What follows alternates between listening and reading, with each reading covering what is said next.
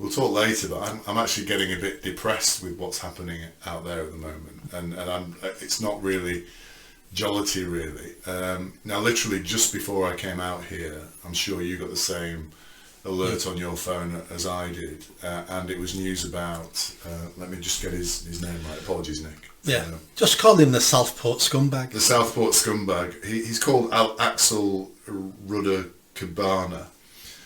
So he's currently in court now, and he's being charged. Maybe if I let you tell me what you understand has happened really, and really I suppose my anger, and I guess maybe, I don't know what your anger is like, but we were constantly told that this character was a Christian, he was pictures of a young black kid and all that sort of stuff. Now some information has emerged that kind of, for people like us, it kind of validates or confirms what we suspected, or some of what we suspected around this character. So it's a bit complicated at the moment. So what's just been released today is his charges. He's been charged under the Terrorism Act. So this wasn't now just a mental man with a knife stabbing children. The CPS and the police feel they've got enough evidence to charge him under terrorism. And what's that evidence? At the moment, reported through the mainstream press. So not conspiracy websites, not just a different version of me and you talking rubbish, but you know, all the mainstream press are reporting he had Al-Qaeda training manuals, and he was producing ricin at home, which I believe you can do. It's not that hard. Yeah. From my understanding, I may be wrong here, someone may be able to correct us.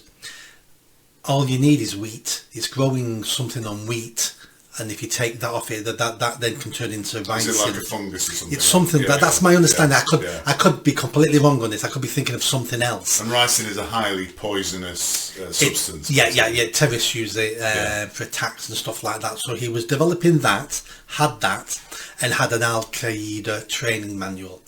Now, obviously, that straight away that looks like this is an Islamic terrorist event. Doesn't make it so. So it may turn out to be that, but we don't know at the moment till we hear more from the court case. Because if you think about it this way, if you wanted to be a terrorist, and it doesn't matter what your aims and objectives are, but if you want to be a terrorist and you're doing some research, why wouldn't you download the Al-Qaeda training manual? I bet there's a lot of bloody good stuff in that Al-Qaeda training manual. So he may have downloaded it just for that. Another example I can give you is when the IRA moved to violence in the 60s, but earlier than that.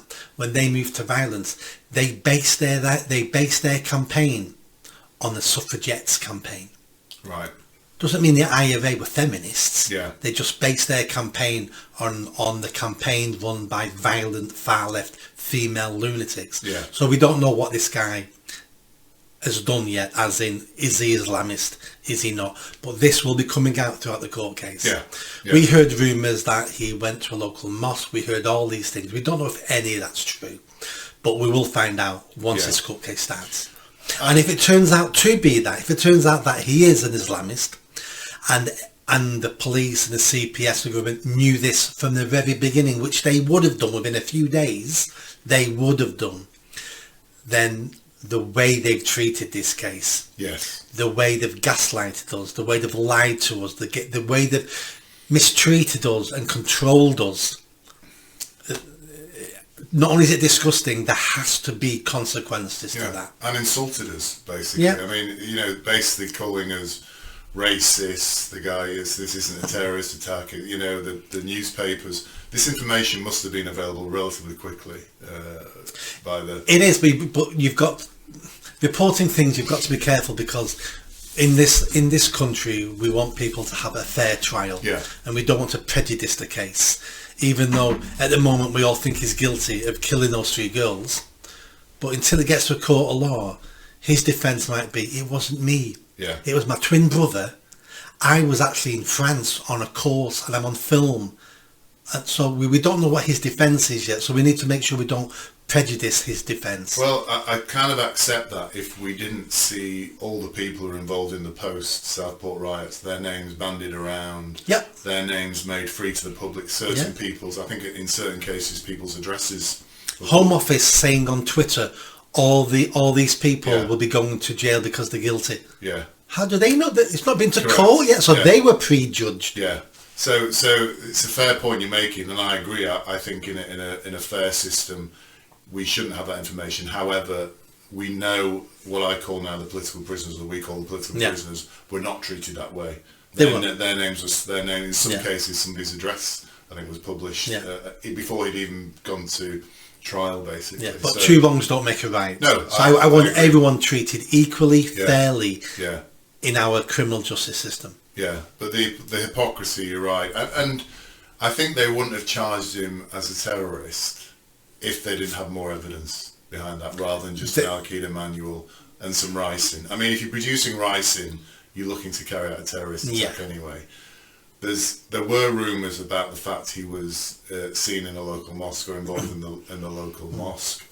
But the way that the people who went out and protested were castigated for even suggesting that, the way the media, as you say, gaslighted us all the way through on that, and now this is emerging. I mean, I'm actually quite shocked, Nick, that this has actually emerged, that the CPS is actually doing this. I'm actually shocked that they're not trying, if this is the case, they're not trying to suppress this as well.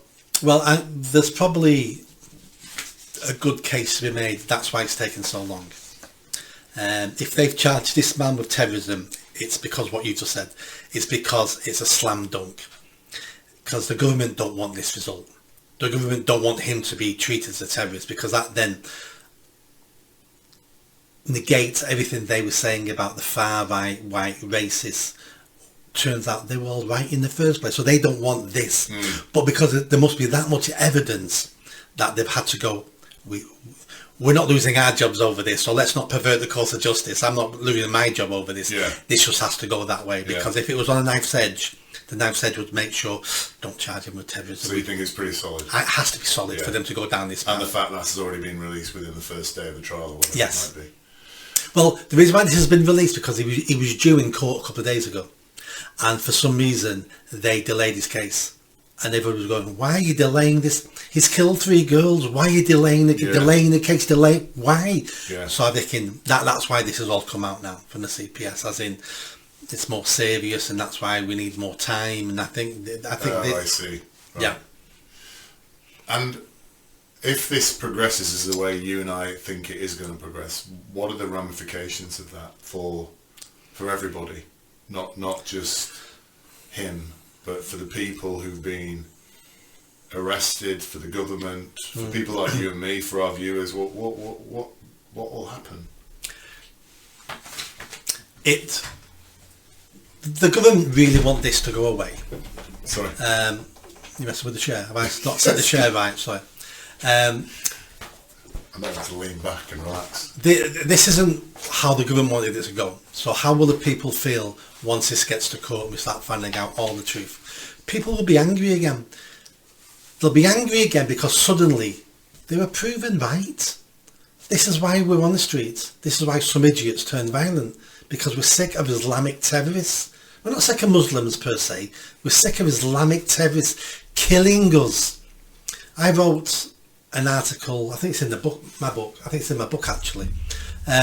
Since 2005, there's been 93 terrorist deaths in this country attributed to Islamic terrorists, and there's been 2 who weren't. Correct. And one of them was a Polish foreigner killing someone, and the other one was an English guy. So it's all Islamic terrorism. I mean, decades ago it was Irish terrorists. So this isn't just purely Muslims have always been like this. No, you're right. You get waves of different terrorists. That number's right. I can't remember when it started. But it started 2005 with the London bombings. So you're right. There's been 93 deaths directly ascribed to Islamic terrorism, basically, and none from far right. 2. I don't think there have been two. From far right? Yeah, two. So one was a Polish guy living in this country, so I don't take that one. He was a foreigner himself, killing another foreigner. I don't take that one. Was he far right though? Well, he's been castigated as far right. Right, okay. And the other one was the idiot who drove his van into outside a mosque. Oh, yes. Yeah. And that guy died. Yeah. Yeah, so there's definitely one. Yes, yeah. Did you enjoy that video? I think you did. Come on now, hit that bell, subscribe, comment. Let's build this channel. I need more followers, I need more subscribers. Be part of the journey. See you soon.